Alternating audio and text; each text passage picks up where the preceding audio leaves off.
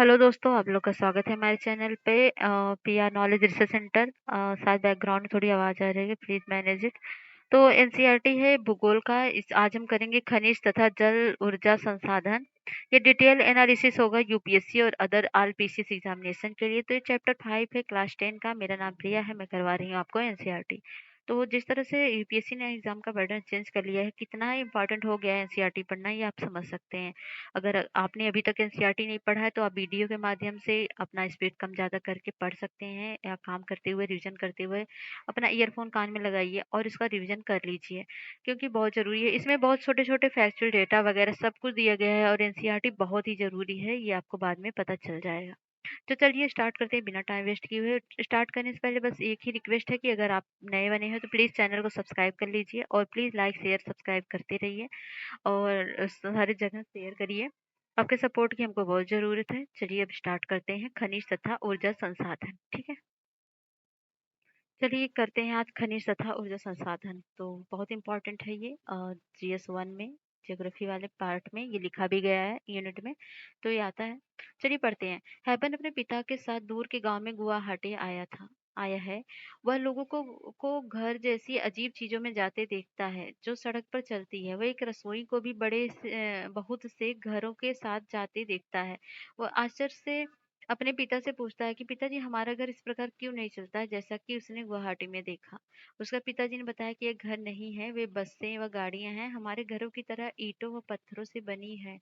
इन्हें बनाने में लोहा एल्युमिनियम जैसी धातुओं का प्रयोग किया जाता है। ये अपने आप नहीं चलते, ये इंजन द्वारा चलित होते हैं और इंजन को चलाने के लिए ऊर्जा चाहिए।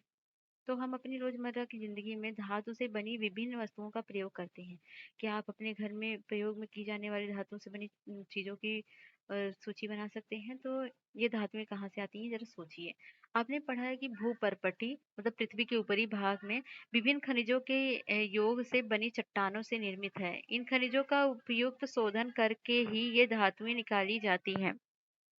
खनिज हमारे जीवन के लिए अति अनिवार्य भाग है।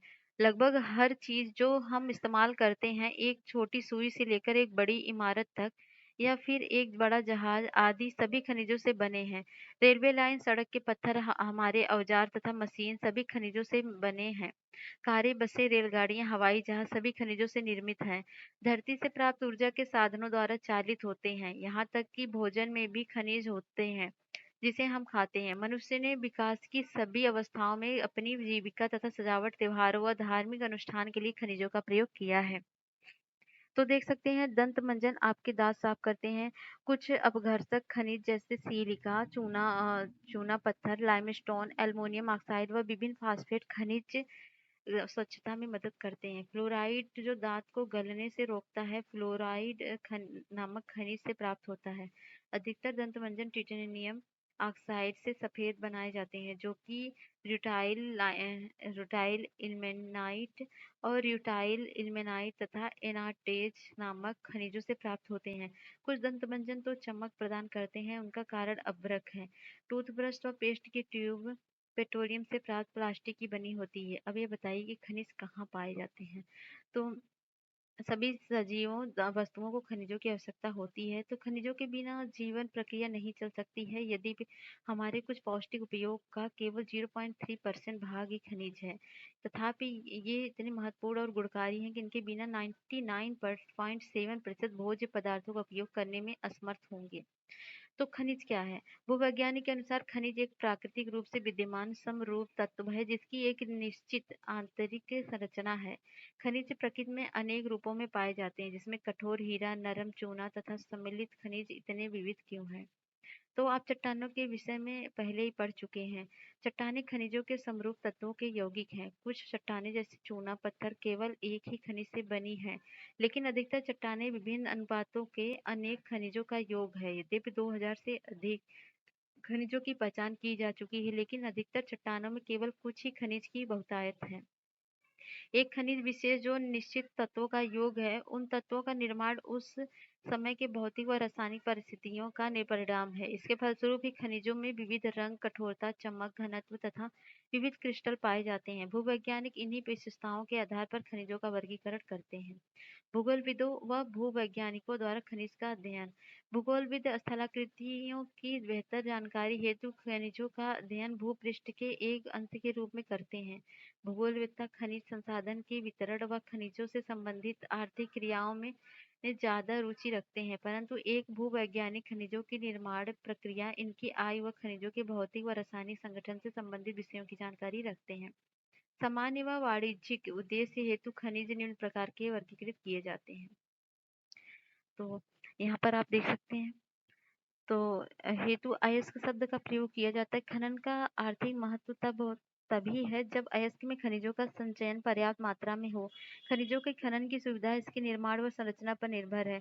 खनन सुविधा इसके मूल्य को निर्धारित करती है, अतः हमारे लिए मुख्य शैल समूहों को समझना अत्यंत आवश्यक है, जिनमें से खनिज पाए जाते हैं। अग्नेय खनिज प्रायः निम्न शैल समूहों में से प्राप्त होते हैं।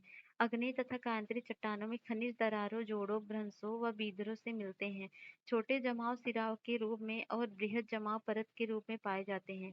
इनका निर्माण भी अधिकतर उस समय होता है जब ये तरल अथवा गैसीय अवस्था में दरारों के सहारे भूपृष्ठ की ओर धकेले जाते हैं। ऊपर आते हुए ये ठंडे होकर जम जाते हैं। मुख्य धात्विक खनिज जैसे जस्ता, तांबा, जिंक और सीसा आदि इसी तरह की सिराओं व जमावों के रूप में प्राप्त होते हैं।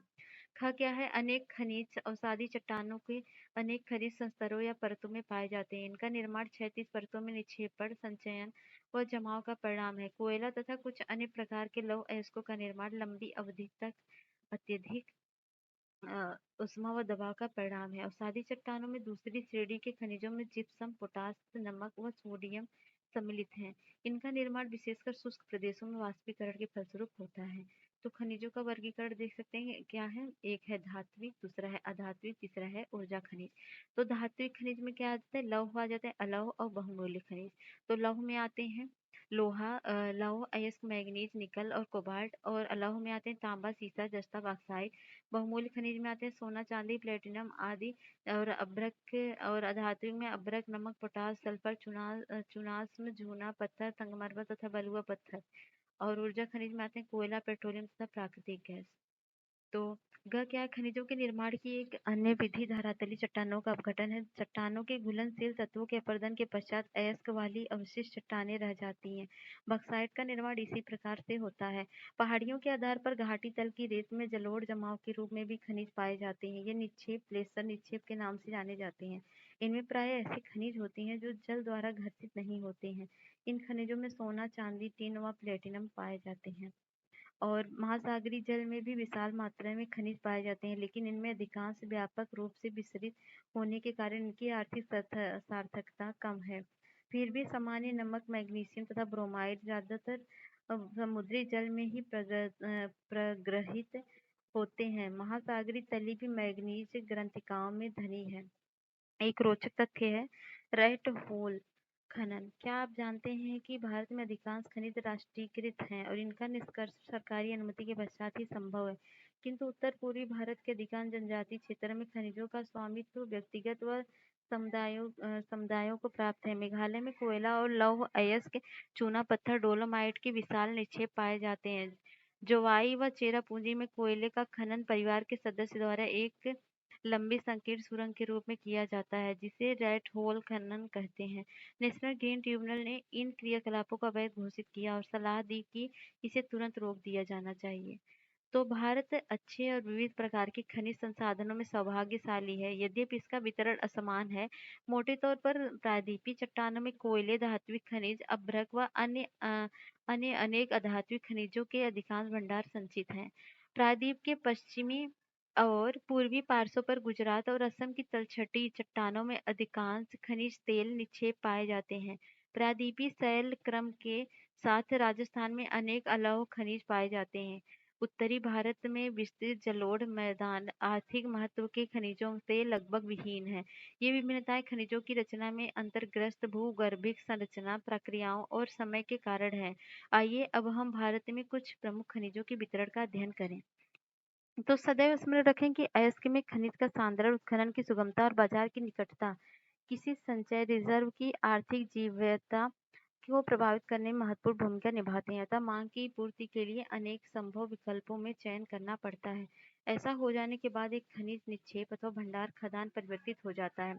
लौह खनिज क्या है? लौह खनिज धात्विक है। खनिजों के कुल उत्पादन मूल्य के 3/4 भाग का योगदान करते हैं। ये धातु शोधन उद्योगों के विकास को मजबूत आधार प्रदान करते हैं। भारत अपनी घरेलू मांग को पूरा करने के पश्चात बड़ी मात्रा में धात्विक खनिजों का निर्यात करता है। लौह अयस्क क्या है? लौह अयस्क एक आधारभूत खनिज है तथा औद्योगिक विकास की रीढ़ है। भारत में लौह अयस्क के विपुल संसाधन विद्यमान है। भारत उच्च कोटि के लोहांश युक्त लौह अयस्क में धनी है। मैग्नेटाइट सर्वोत्तम प्रकार का लौह अयस्क है जिसमें 70% लोहांश पाया जाता है।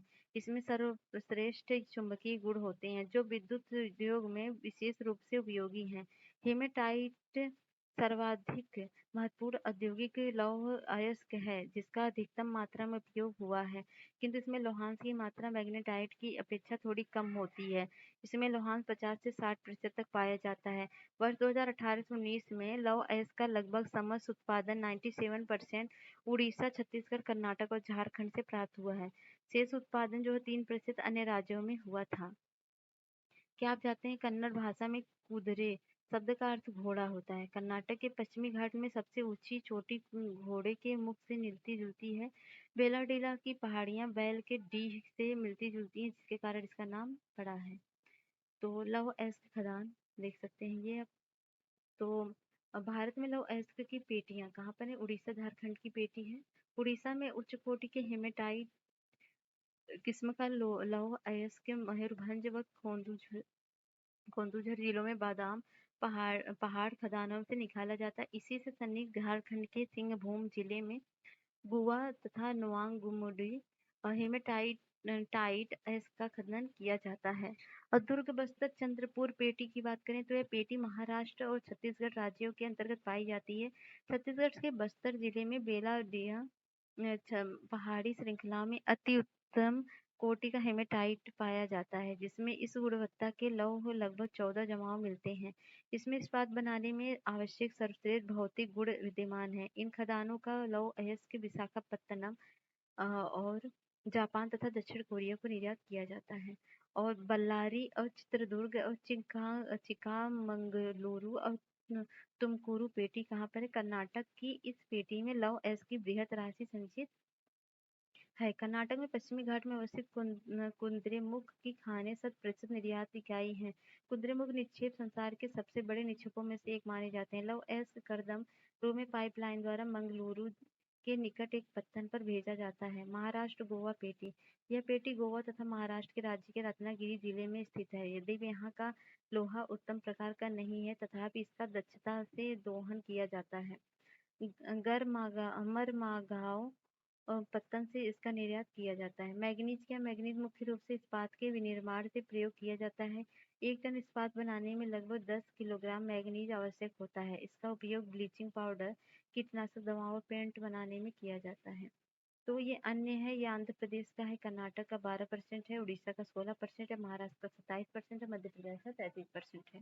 मैग्नीज उत्पादन में राज्यों का अंश। तो इस तरह से क्रोनोलॉजी आप याद कर लीजिए। भारत में उड़ीसा मैग्नीज का सबसे बड़ा उत्पादक राज्य है और 2000 और 2001 में देश के कुल उत्पादन का 1/3 भाग यहाँ से प्राप्त हुआ। तो ये चित्र आप देख लीजिए। लौह अयस्क हैं ये जो टेस्ट किया गया है। और लौह अयस्क खाने हैं जो ये त्रिभुजकार है, रेड रेड। लौह अयस्क निर्यातन पत्तन है, देख सकते हैं। मैग्नीज कहाँ कहाँ पे है, तो इस तरह से आप मैप में पॉज करके देख लीजिएगा।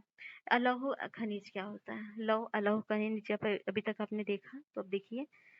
तो भारत में अलौह खनिजों की संचित राशि व उत्पादन अधिक संतोषजनक नहीं है। यद्यपि ये खनिज जिनमें तांबा, बॉक्साइट, सीसा और सोना आते हैं, धातु शोधन, इंजीनियरिंग व विद्युत उद्योगों में महत्वपूर्ण भूमिका निभाते हैं। आइए हम तांबा बॉक्साइट का विवरण समझें। तांबा, भारत में तांबे का भंडार और उत्पादन क्रांतिक रूप से न्यून है। घातवर्धीय तन्य और ताप सुचालक होने के कारण तांबे का उपयोग मुख्यतः बिजली के तार बनाने, इलेक्ट्रॉनिक्स, रसायन उद्योगों में किया जाता है। मध्य प्रदेश की बालाघाट खदानें तेल देश का लगभग 52% तांबा उत्पन्न करती हैं। झारखंड का सिंहभूम जिला भी तांबे का मुख्य उत्पादक है। राजस्थान की खींचड़ी खदानें भी तांबे के लिए प्रसिद्ध थी। तो बॉक्साइट देखिए, यद्यपि अनेक अयस्कों के एल्युमीनियम पाया जाता है, परंतु सबसे अधिक एल्युमीनियम क्ले जैसे दिखने वाले पदार्थ बॉक्साइट से ही प्राप्त किया जाता है। बॉक्साइट निक्षेपों की रचना एल्युमीनियम सिलिकेट में समृद्ध व्यापक भिन्नता वाली चट्टानों के विघटन से होता है। एल्युमीनियम एक महत्वपूर्ण धातु है क्योंकि यह लोहे की जैसी शक्ति के साथ साथ अत्यधिक हल्का एवं सुचालक होता है। इसमें अत्यधिक घातवर्धिता मतलब मैलिएबिलिटी भी पाई जाती है। तो उड़ीसा में सबसे ज़्यादा एल्युमिनियम पाया जाता बॉक्साइट जिसे एल्युमिनियम का वो अयस्क होता है। तो उड़ीसा में 65% है, झारखंड में 10% है, गुजरात में 9% है, छत्तीसगढ़ में 6%, महाराष्ट्र में 6% और मध्य प्रदेश में 3% है। ठीक है, तो ये देख सकते हैं मलंज खंड में तांबा खदान, ये देख सकते हैं। तो ठीक है, ये बॉक्साइट खदान देखिए। तो भारत में बॉक्साइट के निक्षेप मुख्यतः अमरकंटक पठार, मैकाल पहाड़ी तथा बिलासपुर कटनी के पठारी प्रदेश में पाए जाते हैं। उड़ीसा भारत का सबसे बड़ा बॉक्साइट उत्पादक राज्य है। यहाँ कोरापुट जिले में पंचपतमाली निक्षेप राज्य के सबसे महत्वपूर्ण बॉक्साइट निक्षेप है।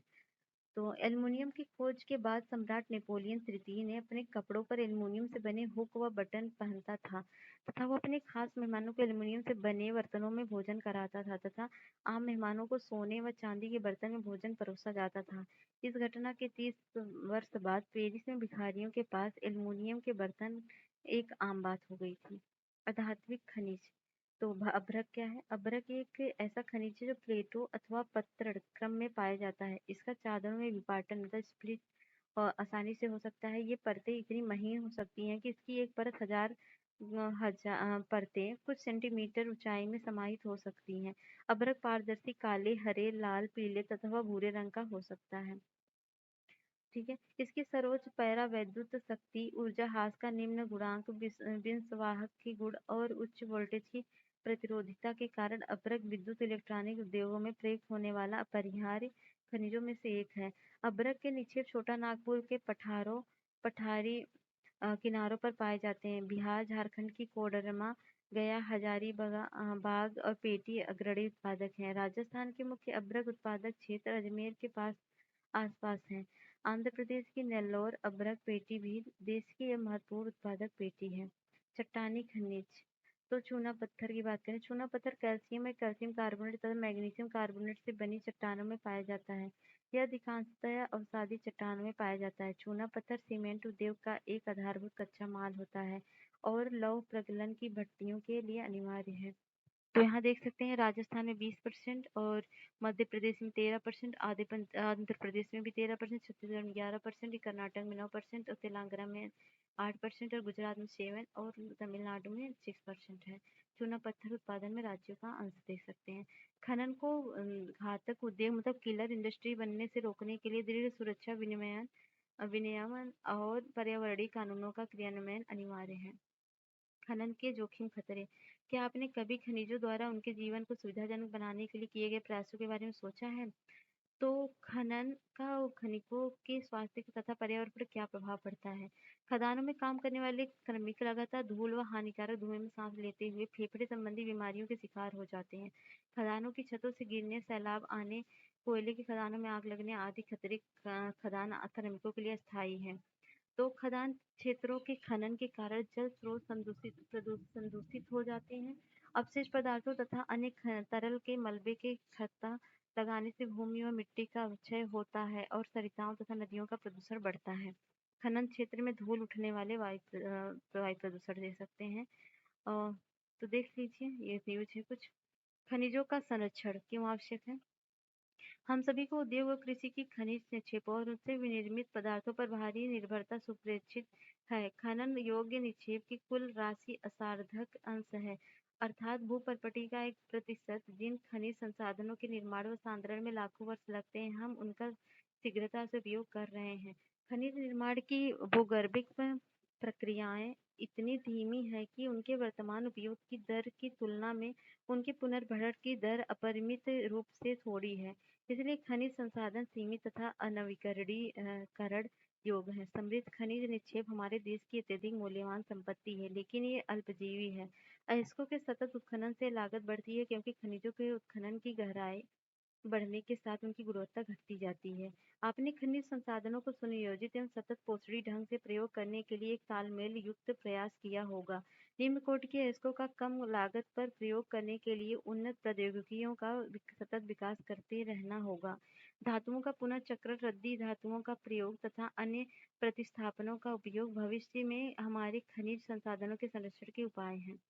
तो ऊर्जा का संसाधन। ऊर्जा सभी क्रियाकलापों के लिए आवश्यक है। खाना पकाने में, रोशनी व ताप के लिए, गाड़ियों के संचालन तथा उद्योगों में मशीनों के संचालन में ऊर्जा की आवश्यकता होती है। ऊर्जा का उत्पादन ईंधन खनिजों जैसे कोयला, पेट्रोलियम, प्राकृतिक गैस, यूरेनियम तथा विद्युत से किया जाता है। ऊर्जा संसाधनों को परंपरागत एवं गैर परंपरागत साधनों में वर्गीकृत किया जाता है। परंपरागत साधनों में लकड़ी, उपले, कोयला, पेट्रोलियम, प्राकृतिक गैस तथा विद्युत, दोनों जल विद्युत व ताप विद्युत सम्मिलित हैं। गैर परंपरागत साधनों में सौर, पवन, ज्वारीय व भू-तापीय बायोगैस तथा परमाणु ऊर्जा शामिल किए जाते हैं। ग्रामीण भारत में लकड़ी और उपले बहुतायत में प्रयोग किए जाते हैं। एक अनुमान के अनुसार ग्रामीण घरों में आवश्यक ऊर्जा का 70% से अधिक इन दो साधनों से प्राप्त होता है, लेकिन अब घटते वन क्षेत्र के कारण इनका उपयोग करते रहना कठिन होता जा रहा है। इसके अतिरिक्त उपलों का उपभोग भी हतोत्साहित किया जा रहा है, क्योंकि इससे सर्वाधिक मूल्यवान खाद्य उपभोग होता है जिसे कृषि में प्रयोग किया जा सकता है। परंपरागत ऊर्जा के स्रोत क्या है? कोयला। भारत में कोयला बहुतायत में पाए जाने वाला जीवाश्म ईंधन है। यह देश की ऊर्जा आवश्यकताओं का महत्वपूर्ण भाग प्रदान करता है। इसका उपयोग ऊर्जा उत्पादन तथा उद्योग अ, उद्योगों और घरेलू जरूरतों के लिए ऊर्जा की आपूर्ति के लिए किया जाता है। भारत अपनी वाणिज्यिक ऊर्जा आवश्यकताओं की पूर्ति हेतु मुख्यतः कोयले पर निर्भर है। जैसा कि आप देखते हैं, आप पहले से ही जानते हैं कि कोयले का निर्माण पादप पदार्थों के लाखों वर्षों तक संपीड़न से हुआ है। इसलिए संपीड़न की मात्रा, गहराई, दबने के साथ समय के आधार पर कोयला अनेक रूपों में पाया जाता है। दलहनों में क्षय होते पादपों से पीट उत्पन्न होता है, जिसमें कम कार्बन, नमी, उच्च मात्रा व निम्न ताप क्षमता होती है। लिग्नाइट एवं निम्न कोटि का भूरा कोयला होता है। यह मुलायम होने के साथ अधिक कैसा होता है? अधिक नमी युक्त होता है। लिग्नाइट के प्रमुख भंडार तमिलनाडु के नवेली में मिलते हैं और विद्युत उत्पादन में प्रयोग किए जाते हैं। गहराई में दबे तथा अधिकतम तापमान से प्रभावित कोयले को बिटुमिनस कोयला कहा जाता है। वाणिज्यिक प्रयोग में सर्वाधिक लोकप्रिय धातु शोधन में उच्च श्रेणी के बिटुमिनस कोयले का प्रयोग किया जाता है, जिसका लोहे के प्रगलन में विशेष महत्व है। एंथ्रेसाइट सर्वोत्तम गुण वाला कठोर कोयला है। भारत में कोयला दो प्रमुख भूगर्भिक युगों के शैल क्रम में पाया जाता है। एक गोंडवाना, जिसकी आयु 200 लाख वर्ष से कुछ अधिक है, और दूसरा है टर्सरी निक्षेपों, जो लगभग 55 लाख वर्ष पुराने हैं। गोंडवाना कोयले जो धातु शोधन कोयला है के प्रमुख संसाधन दामोदर घाटी, पश्चिम बंगाल तथा झारखंड, झरिया, रानीगंज, बोकारो में स्थित है, जो महत्वपूर्ण कोयला क्षेत्र है। गोदावरी महानदी, सोन व वर्धा नदी घाटियों से भी कोयले के जमाव पाए जाते हैं। टर्सरियों के कोयले क्षेत्र उत्तर पूर्वी राज्यों मेघालय, असम, अरुणाचल प्रदेश और नागालैंड में पाया जाता है।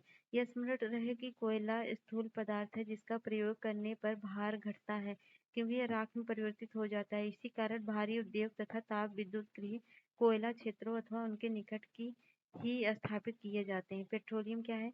भारत में कोयले के पश्चात ऊर्जा का दूसरा प्रमुख साधन पेट्रोलियम या खनिज तेल है। यह ताप और प्रकाश के लिए ईंधन, मशीनों को स्नेहक और अनेक विनिर्माण उद्योगों को कच्चा माल प्रदान करता है। तेल शोधनशालाएं संश्लेषित वस्त्र, उर्वरक, असंख्य रसायन उद्योगों में एक नोडी बिंदु का काम करती है। भारत में अधिकांश पेट्रोलियम की उपस्थिति टर्शियरी युग की है की शैल संरचनाओं के अपनति व भ्रंश टाइप में पाई जाती है। वलन, अपनति और गुंबदों वाला प्रदेशों में वहाँ पाया जाता है, जहाँ उद्वलन के शीर्ष में तेल टाइप हुआ होता है। तेल धारक परत संलग्न चूना पत्थर या बालू पत्थर होता है, जिसमें से तेल प्रवाहित हो सकता है। मध्यवर्ती असंरद्ध परतें तेल को ऊपर उठने व नीचे रिसने से रोकती हैं। पेट्रोल संलग्न और असंरद्ध चट्टानों के बीच भ्रंश टाइप में पाया जाता है। प्राकृतिक गैस हल्की होने के कारण खनिज तेल के ऊपर पाई जाती है। भारत में मुंबई, हाई, गुजरात और असम प्रमुख पेट्रोलियम उत्पादक क्षेत्र हैं। भारत के मानचित्र में 3 प्रमुख अपतटीय क्षेत्र तेल क्षेत्र चिन्हित करें। अलंकेश्वर गुजरात का सबसे महत्वपूर्ण तेल क्षेत्र है। असम भारत का सबसे पुराना तेल उत्पादक राज्य है और डिगबोई नहरकटिया और मोरन हुगरी जन इस राज्य के महत्वपूर्ण तेल उत्पादक क्षेत्र हैं। तो इसमें से जो जो मेन पॉइंट है आप उसको ऐड करते चलिएगा। प्राकृतिक गैस क्या है? प्राकृतिक गैस पेट्रोलियम के भंडार के साथ पाई जाती है। जब कच्चे तेल को सतह पर लाया जाता है तो यह मुक्त हो जाती है। इसका उपयोग घरेलू और औद्योगिक ईंधन के रूप में किया जाता है। इसका उपयोग बिजली के क्षेत्र में ईंधन के रूप में बिजली पैदा करने के लिए, उद्योग में हीटिंग के उद्देश्य के लिए, रासायनिक और पेट्रोकेमिकल उद्योग उद्योगों में कच्चे माल के रूप में, परिवहन पदार्थ ईंधन के रूप में और खाना पकाने के ईंधन के में किया जाता है। गैस के बुनियादी ढांचे में विस्तार और स्थानीय शहर गैस से वितरण सीओडी नेटवर्क के विस्तार के साथ प्राकृतिक गैस पसंदीदा परिवहन ईंधन सीएनजी और घरों में खाना पकाने के ईंधन पीएनजी के रूप में भी उभर कर आ रहा है। भारत के प्रमुख गैस भंडार मुंबई हाई और अन्य संबंध क्षेत्र पश्चिमी तट पर पाए जाते हैं। इनकी खंभात बेसिन में पाए जाने वाले क्षेत्र संपूरित करते हैं। पूर्वी तट पर कृष्णा गोदावरी बेसिन में प्राकृतिक गैस के नए भंडार की खोज की गई है। ये चित्र आप देख लीजिए, इसमें आणविक जो है रेड रेड डॉटेड है और तापी ये जो देख सकते हैं जैसे सतपुड़ा है, कौरड़ी, चंद्रपुर है, सब देख लीजिए। मैप को पॉज करके देख लीजिए, उससे आपको याद करने में हेल्प मिल जाएगी। गेल द्वारा निर्मित पहली 1700 किलोमीटर लंबी Hazira Vijaypur Jagdishpur HVJ cross country gas pipeline ने मुंबई हाई और बसियन गैस क्षेत्रों में पश्चिम और उत्तरी भारत में विभिन्न उर्वरक, बिजली और औद्योगिक परिसरों से जोड़ा है। इन गैस पाइपलाइनों ने भारतीय बाजार के विकास को गति प्रदान की है। कुल मिलाकर भारत के गैस बुनियादी ढांचे का विस्तार क्रॉस कंट्री पाइपलाइनों के 1700 किलोमीटर से बढ़कर 18,500 किलोमीटर तक 10 गुना से अधिक हो गया है और पूर्वोत्तर राज्यों सहित देश भर में सभी गैस स्रोतों के उपभोक्ता बाजारों को जोड़कर गैस ग्रिड के रूप में जल्द ही 34,000 किलोमीटर से अधिक तक पहुंचने की संभावना है। विद्युत क्या है? आधुनिक विश्व में विद्युत के अनुप्रयोग इतने ज्यादा विस्तृत हैं कि इसके प्रति व्यक्ति उपभोग को विकास का सूचकांक माना जाता है। विद्युत मुख्यतः दो प्रकार की उत्पन्न की जाती है। पहला है प्रवाहित जल से, जो हाइड्रो टरबाइन चलाकर जल विद्युत उत्पन्न करता है। दूसरा है अन्य ईंधन जैसे कोयला, पेट्रोलियम और प्राकृतिक गैस को जलाने से टरबाइन चलाकर ताप विद्युत उत्पन्न की जाती है। एक बार उत्पन्न हो जाने के बाद विद्युत एक जैसी ही होती है। तेज बहते जल से जल विद्युत उत्पन्न की जाती है, जो एक नवीकरणीय संसाधन संसाधन है। भारत में अनेक बहुउद्देशीय परियोजनाएं हैं जो विद्युत ऊर्जा उत्पन्न करती है, जैसे भाखड़ा नागर दामोदर घाटी कॉरपोरेशन और कोपली हाइडल परियोजना आदि। ताप विद्युत कोयला, पेट्रोलियम तथा प्राकृतिक गैस के प्रयोग से उत्पन्न की जाती है। ताप विद्युत गृह अनवकरणीय योग्य जीवाश्मी ईंधन का प्रयोग कर विद्युत उत्पन्न करते हैं।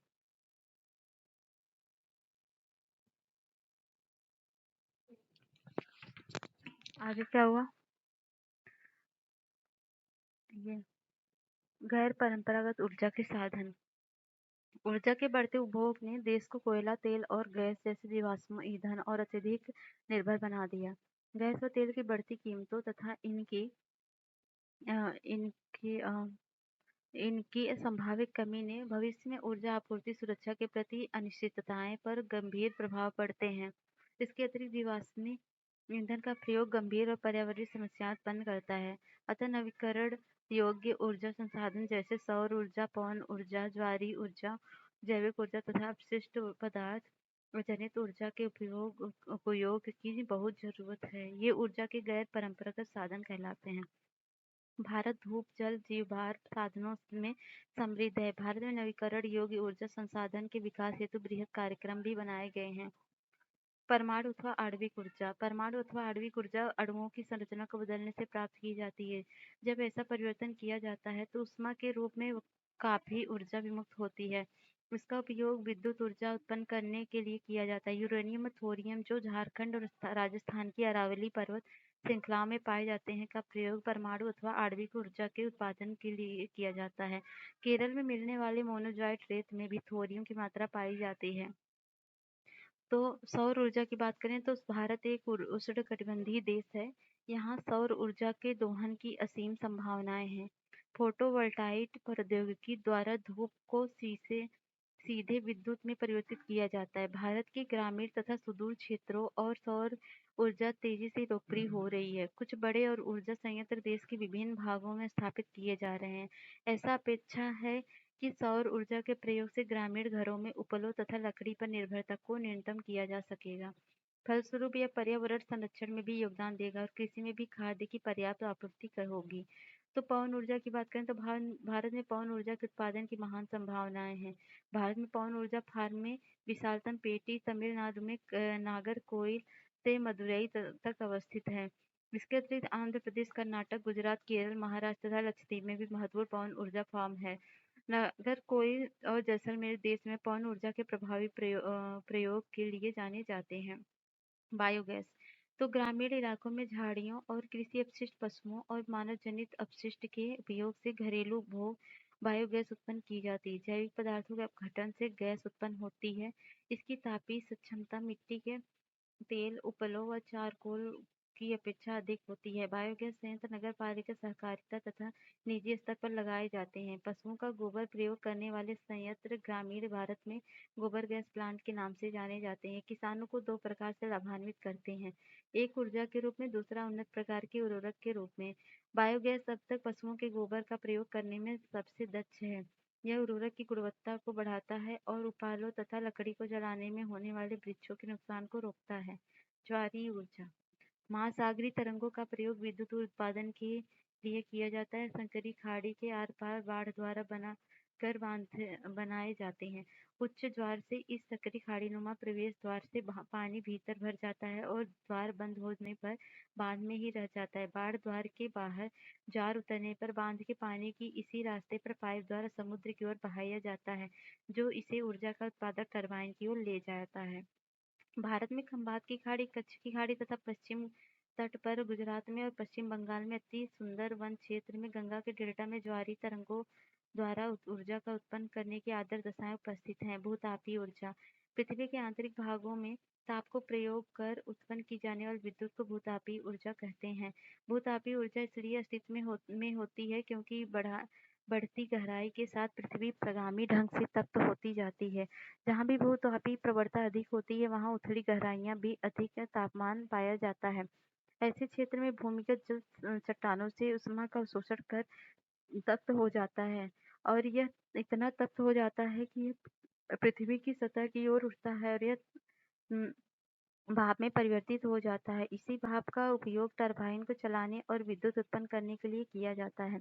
भारत में सैकड़ों गर्म पानी के चश्मे हैं जिनका विद्युत उत्पादन में प्रयोग किया जाता सकता है। भूतापीय ऊर्जा के दोहन के लिए भारत में दो प्रौद्योगिक परियोजनाएं शुरू की गई हैं। एक हिमाचल प्रदेश में मणिकरण के निकट पार्वती घाटी में स्थित है तथा दूसरी लद्दाख में पूगा घाटी में स्थित है।